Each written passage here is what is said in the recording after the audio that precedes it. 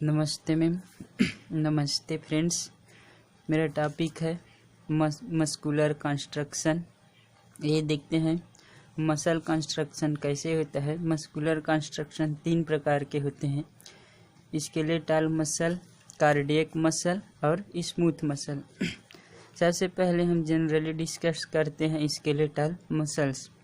Skeletal muscle long and cylindrical होते हैं, चित्र में दिखाया गया है। मल्टी न्यूक्लिएटेड होते हैं, मीन्स इसमें अनेक न्यूक्लियस पाए जाते हैं। स्ट्राइएटेड होते हैं, स्ट्राइएटेड मतलब डार्क एंड लाइट बैंड पाए जाते हैं। वॉलेंटरी मसल होते हैं, वॉलेंटरी मतलब होता है ये हमारे अकॉर्डिंग वर्क करते हैं। अब आते हैं कार्डियक मसल। कार्डियक मसल जो कि हमारी हार्ट की मसल होता है, ये शार्टर एंड ब्रांच्ड होता है, चित्र में दिखाया गया है। यूनिन्यूक्लिएटेड होते हैं, इसमें एक ही न्यूक्लियस पाए जाते हैं। स्ट्राइएटेड होते हैं। इनवॉलेंट्री होते हैं, इनवॉलेंट्री मतलब होता है कि हमारे अकॉर्डिंग वर्क नहीं करते हैं।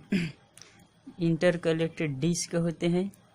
इंटरकलेक्टेड डिस्क, इसमें जिग जैक लाइन दिया है बीच में, उसे इंटरकलेक्टेड डिस्क कहते हैं। अब आते हैं smooth muscle. Smooth muscle spindle shaped के होते हैं, डायग्राम में दिखाया गया है। यूनिन्यूक्लिएटेड होते हैं, एक ही न्यूक्लियस पाए जाते हैं। नॉन स्ट्राइएटेड होते हैं, इसमें डार्क एंड लाइट बैंड नहीं पाए जाते हैं। इनवॉलेंट्री मसल होते हैं, इनवॉलेंट्री मतलब हमारे अकॉर्डिंग वर्क नहीं करते हैं। स्मूथ मसल्स जो कि ब्लड वेसल्स में heart, intestinal, digestive system, inter reproductive system की मसल होती है। स्मूथ मसल में सार्कोमियर नहीं पाया जाता है, ये वेल ऑर्गेनाइज्ड नहीं होते हैं। Mainly found in the wall of hollow organs like alimentary canal, vessels, urinary ureters and genital duct. तो मेनली ये हॉलो ऑर्गन्स में पाए जाते हैं, जैसे कि urinary ureters and genital duct etc। इसमें लाइट एंड डार्क बैंड नहीं पाए जाते, इसलिए अनस्ट्राइएटेड होते हैं। इसमें माइटोकॉन्ड्रिया एंड ग्लाइकोजन की संख्या बहुत कम होती है, इसलिए इसमें मसल का कंस्ट्रक्शन होता है वो बहुत स्लो होता है। अब हम देखते हैं major protein of muscles, myosin and protein. तो मायोसिन एंड प्रोटीन जो कि मुख्य रोल मसल कंस्ट्रक्शन में होता है, तो चित्र के द्वारा हम समझते हैं। तो मायोसिन होता है वो 2 पार्ट से मिलकर बना होता है, कार्बोक्सिल टर्मिनी और एमिनो टर्मिनी। कार्बोक्सिल टर्मिनी टेल पार्ट होता है, एमिनो टर्मिनी जो कि हेड पार्ट होता है। ये मायोसिन होता है वो सुपर कॉइल्ड अल्फा हेलिक्स होते हैं, इसमें 2 लाइट चेन और 4 डार्क चेन पाए जाते हैं। मायोसिन को जब ट्रिप्सिन के साथ ट्रीट किया जाता है तो लाइट मीरोमायोसिन और हैवी मीरोमायोसिन में डिवाइड होता है। हैवी मीरोमायोसिन को जब पेपेन के साथ ट्रीट किया जाता है तो सब फ्रेगमेंट होता है S2 एंड S1 जो कि हेड पार्ट होता है, और ये मसल को कॉन्ट्रैक्ट करने में रोल प्ले करते हैं।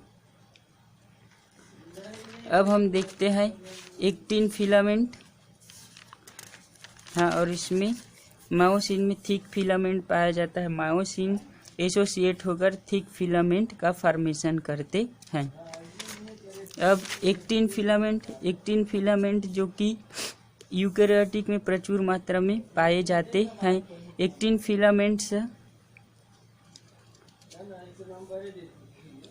फिलामेंट जो कि मोनोमेरिक होते हैं, उसे जी एक्टिन कहते हैं, तथा बहुत सारे मोनोमेरिक एसोसिएट होकर एफ एक्टिन का फॉर्मेशन करते हैं। ये यहाँ पर दिया है वो एफ एक्टिन है। एफ एक्टिन बाइंडिंग साइट होता है जो कि मायोसिन के हेड से बाइंड होता है। अब हम आते हैं स्ट्रक्चर ऑफ स्केलेटल मसल। अब हम स्केलेटल मसल के स्ट्रक्चर को ब्रीफली डिस्कस करते हैं। तो स्केलेटल मसल होता है, उसमें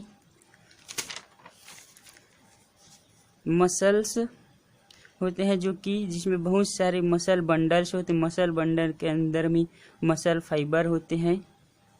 मसल फाइबर के अंदर मायोफाइब्रिल होता है। यही मायोफाइब्रिल में thick and thin filament present होते हैं।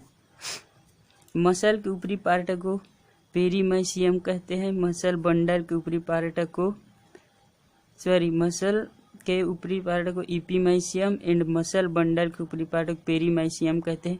मसल फाइबर के ऊपरी पार्ट को इंडोमाइसियम कहते हैं। अब हम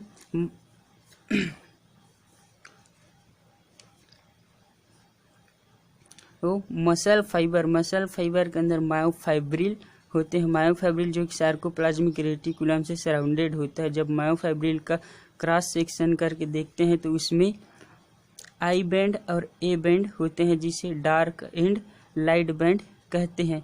आई बैंड को light band and A band को डार्क बैंड। ए बैंड के बीच जो लाइन होता है जो कि थिन फिलामेंट के परपेंडिकुलर होता है उसे आई बैंड, तथा आई बैंड जिसे हम आई बैंड के अंदर लाइन होता है जिसे हम जेड लाइन, तथा ए बैंड के बीच लाइन होता है उसे एम लाइन, तथा दो जेड के बीच की दूरी को हम सार्कोमियर कहते हैं। इसी सार्कोमियर के अकॉर्डिंग मसल का कंस्ट्रक्शन होता है। मायोसिन और एक्टिन में प्रोटीन पाया जाता है, जो कि एक्टिन में alpha actin, desmin and vitamin protein पाए जाते हैं, और लार्ज प्रोटीन एक्टिन में जो कि नेबुलिन पाया जाता है। उसी प्रकार मायोसिन में पैरामायोसिन, सी प्रोटीन एंड एम प्रोटीन तथा लार्ज प्रोटीन टाइटिन पाए जाते हैं, जो कि लेंथ ऑफ द सार्कोमियर तक फैला हुआ रहता है, जो कि मसल को कॉन्ट्रैक्ट करता है। चित्र हम देखते हैं यहाँ पर, ये मायोसिन है और ये थिन फिलामेंट जो कि रिलैक्स पोजीशन में है। ये देखिए यहाँ पर मसल कॉन्ट्रैक्ट हुआ, ठीक है। अब अगला मैकेनिज्म ऑफ मसल कॉन्ट्रैक्ट देखते हैं, कैसे मैकेनिज्म है इसका।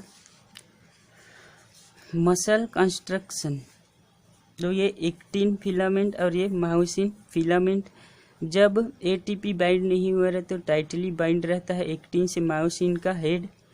जब एटीपी मायोसिन हेड से बाइंड होता है तब यह हेड रिलीज होता है, और जब एटीपी हाइड्रोलाइज होता है एडीपी एंड फास्फोरस में, तब मायोसिन का हेड एक्टिन से अटैच होता है। फास्फोरस के रिमूव होने से